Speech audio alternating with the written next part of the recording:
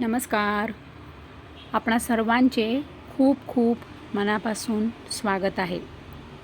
लाडकी बहीण योजना या योजनेमध्ये आता किती लाडक्या बहिणी लाभ घेत आहेत आणि किती लाडक्या बहिणी या अपात्र झालेल्या आहेत आणि किती लाडक्या बहिणी अशा आहेत की त्या पात्र आहेत, परंतु अशा पात्र लाडक्या बहिणी या लाभ घेऊ शकत नाही. तर काय कारण आहेत की ज्या लाडक्या बहिणी पात्र आहेत तरीसुद्धा अशा लाडक्या बहिणींना हप्ते येणे बंद झालेले आहे.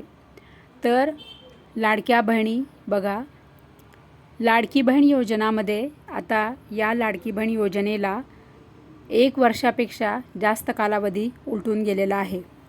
आणि लाडकी बहीण योजनामध्ये आधी जेव्हा ही योजना आली त्यावेळेला जवळजवळ 2,60,00,000 2,65,00,000 एवढ्या लाडक्या बहिणी लाभ घेत होत्या. त्यानंतर लाडकी बहीण योजनामध्ये भरपूर असे सरकारी कर्मचारीसुद्धा लाडकी बहीण योजनेचा लाभ घेत होते. जे पात्र नाहीत ते सुद्धा लाडकी बहीण योजनेचा लाभ घेत होते. आणि ज्यांच्याकडे स्वतःचं घर आहे, 4 चाकी आहेत, इन्कम टॅक्स भरत आहेत किंवा सरकारी कर्मचारी आहेत, अशांनीसुद्धा लाडकी बहीण योजनेचा लाभ घेतला.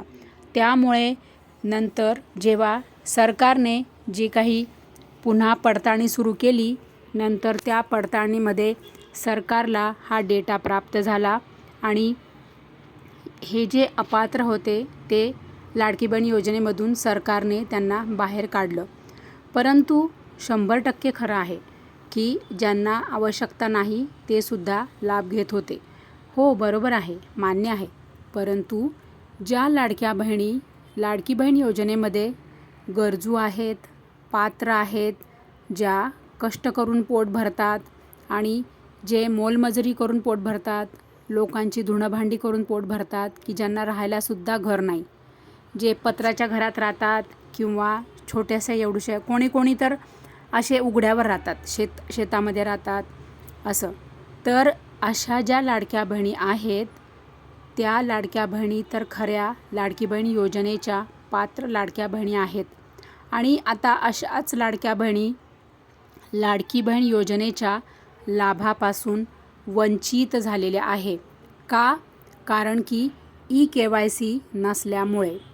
आता अशा ज्या लाडक्या बहिणी आहेत अशांची EKYC राहिलेली आहे. तर अशा लाडक्या बहिणींची EKYC राहिलेली आहे. परंतु EKYC त्यांची राहिली या पाठीमागे म्हणजे कोणाची चूक आहे किंवा कोणाचा दोष आहे, तर लाडक्या बहिणींचा दोष नाही, लाडकी बहिणींची चूक नाही.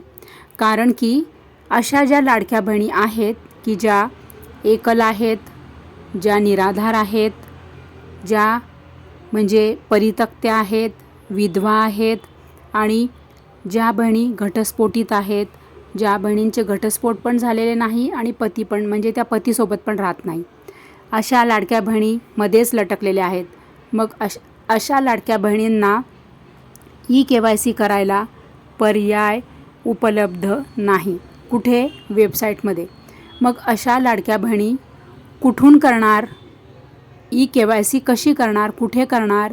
मग सरकारने, आपले जे महाराष्ट्राचे सरकार आहे ते आहे आपले देवेंद्रजी फडणवीस साहेब, आपण यांना सगळ्यांनी मिळून रिक्वेस्ट करूया, विनंती करूया की तुम्ही सर्व पर्यायांसह पुन्हा एकदा EKYC वेबसाईट ही अशा माझ्या ज्या बहिणी आहेत की त्यांची EKYC राहिलेली आहेत अशा बहिणींसाठी तुम्ही पुन्हा EKYCची वेबसाईट ही उपलब्ध करून द्या, सुरू करा.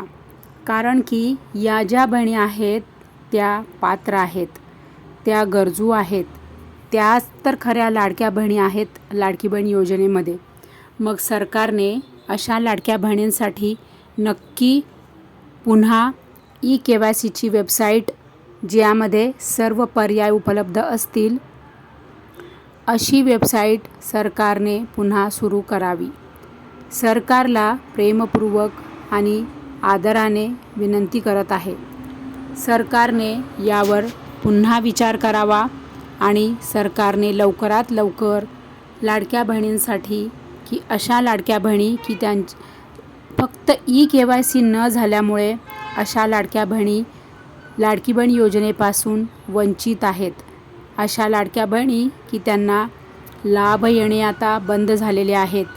मग अशा लाडक्या बहिणी कुठे जाणार न्याय मागायला?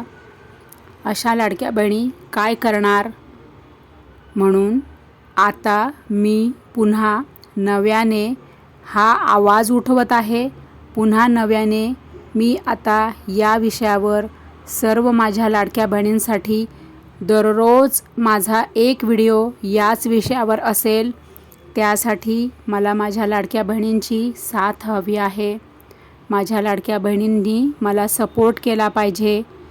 आज आपण बघत आहोत भाग 1. आपण मुख्यमंत्री साहेबांना आदरपूर्वक प्रेमाने विनंती करूया आणि लवकरात लवकर मुख्यमंत्री साहेबांनी KYC सर्व पर्यायांसकट KYCची वेबसाईट सुरू करावी. हा आपला मुद्दा आहे आणि आपल्या चॅनलवर आपण सर्वात आधी हा मुद्दा आणलेला आहे. आता इतर लोक आपल्याला आपले कॉपी करतील हा भाग निराळा, परंतु माझ्या लाडक्या बहिणींना माहीतच आहे की जो मुद्द्यावर आपण हात घालतो, ज्या मुद्द्यावर आपण अनेक व्हिडिओ आपण आपल्या चॅनलवर आणतो, तो मुद्दा यशस्वी झाल्याशिवाय राहत नाही. हे आपणास पण अनुभव आहे. लाडकी बहीण योजनेमध्ये आपण पाहिलेच आहे की जे मुद्द्यांवर आपण सिरीज बनवतो, आता या मुद्द्यांवर म्हणजे हा जो मुद्दा आहे की सरकारने पुन्हा सर्व पर्यायांसह वेबसाईट KYC वेबसाईट सुरू करावी, हा मुद्दा आपण आता आजपासून हाती धरलेला आहे. आज आहे 13 मार्च 2026. लाडक्या बहिणी लक्षात घ्या, तुम्ही जेवढा जास्त सपोर्ट कराल तेवढं आपला हा मुद्दा सरकारपर्यंत पोहोचणार. सरकार जागं होणार. सरकार नक्की माझ्या लाडक्या बहिणींसाठी, माझ्या ज्या पात्र लाडक्या बहिणी आहेत, ज्या गरजू लाडक्या बहिणी आहेत, त्यांच्यासाठी सरकार नक्की KYC वेबसाईट सुरू करेल. तर तुमचे काय मत आहे, माझ्या लाडक्या बहिणींचे काय मत आहे, तुम्ही मला नक्की कमेंट करा. म्हणजे काय आहे, तुम्ही कमेंट केली ना की हा डेटा सरकारपर्यंत जाणार. हा डेटा सरकारपर्यंत जेव्हा पोचतो तेव्हा आपलं सरकार जागं होतं आणि सरकार जागं झालं की सरकार या विषयावर नक्की विचार करणार, तो मुद्दा लक्षात ठेवणार आणि लगेच त्या मुद्द्यावर सरकार काम करणार आणि लवकरात लवकर माझ्या लाडक्या बहिणींसाठी वेबसाईट आणणार. अशी माझी देवावर माझी श्रद्धा आहे, कारण की देवाने मला आतापर्यंत यश दिलेलं आहे आणि आत्ताही देणार आणि यापुढेही देणार. फक्त मला साथ हवी आहे ती माझ्या लाडक्या बहिणींची, की ज्या लाडक्या बहिणींची KYC राहिलेली आहे. तर माझ्या लाडक्या बहिणी बघा, तुम्हाला जे काही समस्या आहेत, प्रश्न आहेत, अडचणी आहेत, मला कमेंट करायला विसरू नका. कारण रोज या माझ्या बहिणींची हीच कमेंट मला येत आहे की ताई आमची KYC राहिलेली आहे. तर ताई तुम्ही काळजी करू नका.